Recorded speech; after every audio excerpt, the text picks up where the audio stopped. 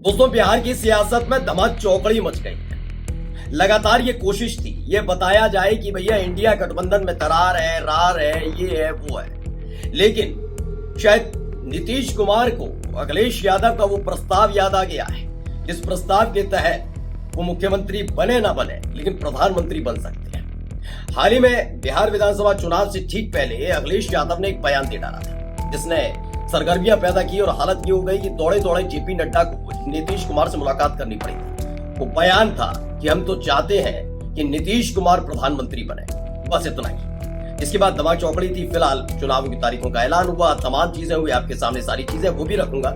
लेकिन क्या अखिलेश यादव के उस बयान के बाद नीतीश कुमार को सोच रहे थे, जिसकी पूर्ति किसी और ने नहीं, खुद बीजेपी ने आगे आकर कर दिया। क्योंकि भारतीय जनता पार्टी ने अपनी तरफ से सीटों का ऐलान तो कर दिया, लेकिन उसके बाद उपेंद्र कुशवाहा, जीतन राम मांझी के साथ साथ अब नीतीश कुमार ने जो किया है वो वाकई भारतीय जनता पार्टी को लेकर एक बहुत बड़ी टेंशन है, और तो और बिहार की सियासत में भूचाल लाने के लिए काफी है। नमस्कार, मैं हूं प्रज्वल गौतम और आप देख रहे हैं खबर चौक। सबसे पहले एक बड़ी खबर आपको दिखा रहा हूं। खबर यह है कि नीतीश कुमार की धमकी के बाद बैकफुट पर है बीजेपी।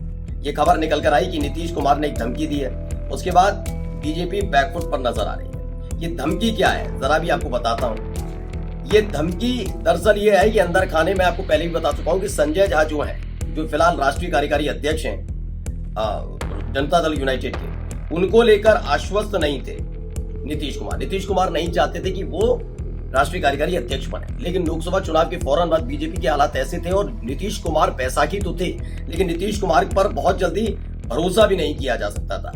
इसलिए खेला एक शुरू किया गया। मनीष वर्मा की चाहत रखते हुए भी आखिरकार भारतीय जनता पार्टी के कहने पर या किसी भी वजह से संजय झा को राष्ट्रीय कार्यकारी अध्यक्ष बनाया गया। राष्ट्रीय कार्यकारी अध्यक्ष जो बने संजय झा हैं तो जनता दल यूनाइटेड के राज्यसभा सांसद, लेकिन एक खास बात है इनके साथ, राज्यसभा सांसद होने के साथ साथ ये अमित शाह के बेहद करीबी बताए जाते हैं। कहा जाता है अमित शाह के बहुत करीबी हैं। अब इन सब के बीच कई तरह की खबरें निकलकर सामने आ रही हैं। खबर ये थी कि अभी एक नीतीश कुमार के करीबी पूर्व सांसद जेडीयू के, उन्होंने इस्तीफा दिया और कहा कि ये नीतीश कुमार की वाली जेडीयू नहीं है। दरअसल ये जो जेडीयू है ये संजय झा चला रहे हैं, और संजय झा का मतलब अमित शाह और मोदी। अमित शाह के करीबी हैं संजय झा, हर कोई जानता है पॉलिटिकल तौर पर। अब जब सीट बंटवारे का जिक्र हुआ तो सीट बंटवारे पर सबकी नजर टिकी हुई थी।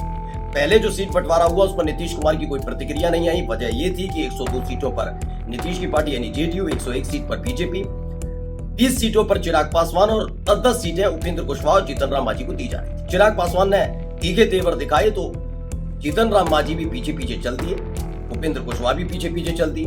दोनों को 15-15 सीटें चाहिए। लेकिन ताजा ऐलान के बाद ये बात समझ में आ गया कि बीजेपी ने अपने ही सहयोगियों को कच्चा दे दिया। अब आप समझिए, फिर मैं बता रहा हूं, जो सुर्खियां थी वो ये थी कि 102 सीटों पर जेडीयू, 101 सीट पर बीजेपी, 20 सीट पर चिराग पासवान, 10-10 सीट पर उपेंद्र कुशवाहा और जीतन राम मांझी की पार्टी। लेकिन जो सीट का ऐलान हुआ उसके मुताबिक 101 सीट पर जनता दल यूनाइटेड, 101 सीट पर बीजेपी, 29 सीट पर चिराग पासवान और उपेंद्र कुशवाहा और जो जीतन राम मांझी हैं उनकी पार्टी के 4-4 सीटें और काट दी गई और 6-6 सीटें कर दी। पहले तो लगा कि चिराग पासवान खुश हो गए, भाई उनको तो जितनी सीटें चाहिए थी उससे थोड़ी कम है, लेकिन चलो सही है। लेकिन क्या भारतीय जनता पार्टी ने इसमें कोई कुर्बानी दी? नहीं। मैं क्यों कह रहा हूं? क्योंकि जहां 102 सीटें जनता दल यूनाइटेड की वो काट कर दे दी गई किसको? चिराग पासवान को। एक सीट यानी 101 पर बीजेपी और 101 पर जेडीयू लड़ेगी अब चुनाव। ठीक है, 10-10 सीटें थी पहले, तो 4-4 सीटें काटी उनकी दे दी। कुल मिलाकर 9 सीटें अपने सहयोगियों की काटकर चिराग पासवान को सौंप दी। तुम नाराज मत हो, अपना कोई कुर्बानी नहीं थी। ये बीजेपी की नीति रीति है, भारतीय जनता पार्टी की नहीं नीति रीति। वैसे देखिए खबर क्या है। देखिए इस वक्त नीतीश कुमार की नाराजगी की खबर है। सीट बंटवारे में अपनी सीट जो है वो लोजपा को दिए जाने से वो नाराज है। इस नाराजगी को लेकर क्या कुछ कहा जा रहा है मैं बता देता हूं। इसमें कहा जा रहा है, इस नाराजगी भी सूत्र बता रहे हैं कि सीएम हाउस में आज उन्हें काफी गुस्से में देखा गया। पार्टी के एक सीनियर लीडर और बीजेपी के सीनियर लीडर को उन्होंने काफी कुछ भला बुरा कह दिया। ये खबर निकल कर आई, भला बुरा कहा है, लेकिन खबर ये भी है कि भला बुरा कहने के साथ साथ उसमें एक संजय झा का भी नाम है, जिनसे वो खासे नाराज नजर आए। अच्छा, इसमें देखा गया जिसकी बात उन्होंने सिंबल देने को, बीजेपी जेडीयू की मीटिंग हुई, लोजपा को दी गई कई सीट, उन्होंने वापस लेने की बात की। बावजूद एक खबर सोशल मीडिया पर है कि नीतीश कुमार आरजेडी के साथ जा सकते हैं। ये कुल मिलाकर चीजें निकल कर आ रही हैं कि आरजेडी के साथ जाने वाला प्लान सेट हो रहा है। अगर ऐसा हुआ तो वाकई बिहार की सियासत में बड़ा भूचाल होगा कि ऐसे वक्त में जब चुनाव बेहद करीब है और चुनाव का ऐलान हो चुका है, ऐसे वक्त में कुल मिलाकर अब देखिए खबर क्या है। एक और अंदर की खबर बता रहा हूं, ये लिखते हैं रंजन सिंह। नीतीश कुमार अपने पुराने तेवर में, नीतीश कुमार ने दिखाए तेवर, बीजेपी से हुए नाराज। नीतीश कुमार अभी भी कुछ फाइनल नहीं कर पाए। नीतीश कुमार सीट बंटवारे से खुश नहीं है। नीतीश कुमार के घर में चिराग पासवान को भाजपा ने सीट दी है। ये तमाम चीजें बीजेपी को कभी भी बाय बाय बोल सकते हैं नीतीश कुमार।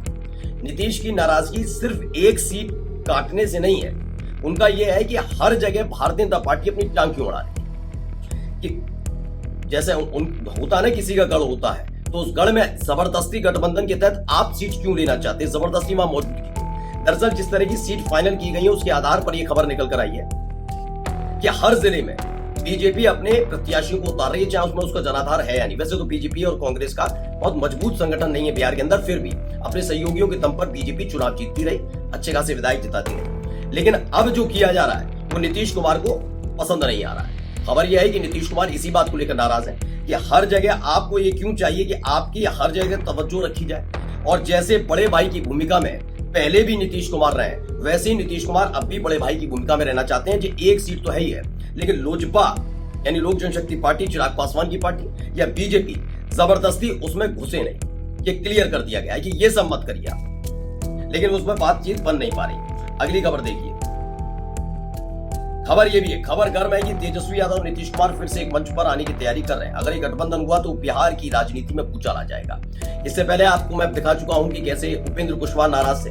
उपेंद्र कुशवाहा ने तो बकायदा पहले तो अपने समर्थकों से ये कहा कि भाई जो तमाम चीजें चल रही हैं और जिस तरह से 10 सीटें दी थी पहले की चर्चा थी, अब वो तो काट कर और 6 कर दी गई। मुझे मालूम है कि मेरे कई ऐसे समर्थक हैं जिन्होंने जी जान से पार्टी के लिए काम किया, लेकिन अब वो चुनाव नहीं लड़ पाएंगे, मजबूरियां हैं। फिर एक शेरो शायरी लिख दी। फिर अब खबर निकल कर आई कि उपेंद्र कुशवाहा ने एक ऐसा कदम उठाया कि शाम 4 बजे जो कल बैठक होने जा रही थी एनडीए की, सीट फाइनल होने के बाद वो बैठक नहीं हो पाई। पहला। दूसरे, जीतन राम मांझी ने कहा हम बीजेपी के साथ हैं, सब है ठीक है, चीजें ठीक है, लेकिन उन्होंने ये भी कह दिया कि एनडीए इसका भुगतान भुगतेगा, यानी एनडीए को श्राप देने पर उतर आए। खबर ये भी निकल कर आई कि संतोष सुमन जो है, जो खुद जीतन राम मांझी के बेटे हैं, वो भी खासे नाराज चल रहे हैं इस पूरे घटनाक्रम को लेकर कि आप तो 10 की जगह 15 मांग रहे थे, इन्होंने उल्टी 6 कर दिया, हमारी 9 सीटें और ले गए। अब इसका क्या करें? इसको लेकर अलग अलग राजनीतिक पार्टियों में अपने ही अंतर्द्वंद चल रहे हैं। सारे नेता, चाहे उपेंद्र कुशवाहा हो, जीतन राम मांझी हो, चिराग पासवान हो, नीतीश कुमार तो अब कुछ नहीं बोल रहे, ये सारे के सारे कहते हैं नहीं हम हैं बीजेपी के साथ, बीजेपी जो करेगी वो मानेंगे। लेकिन तेवर भी दिखाए जा रहे हैं। लेकिन इस तेवर के बीच नीतीश कुमार बहुत शांत चल रहे थे, लेकिन इस बार जो उन्होंने दाव चला है उसने बड़े बड़ों की हालत खराब कर दी है। अब खबर ये भी निकल कर आ रही है कि मनाने का जिम्मा खुद अमित शाह ने उठाया। अमित शाह पहुंचेंगे, होगा क्या आगे आपको दिखाऊंगा, लेकिन नीतीश खेला करने जा रहे हैं ऐसा लगता हुआ नजर आ रहा है। नमस्कार। New public inter college Lucknow, admission open. For more information call 0522 282232 और 7755 089585।